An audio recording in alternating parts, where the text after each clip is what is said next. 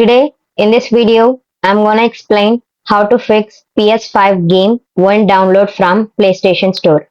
Press the PlayStation button from your controller, then go to Downloads and Uploads. Now, select the download by pressing Yes.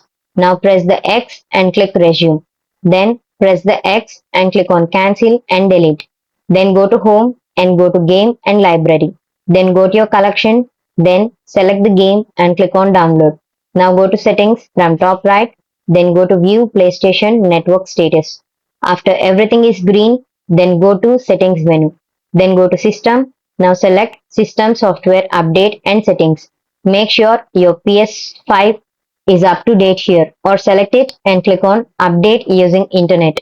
Then click on Update Now. Then go back and click on Storage.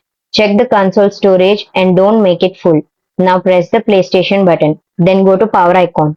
Now click on Turn off PS5. Now press and hold the PS5 power button.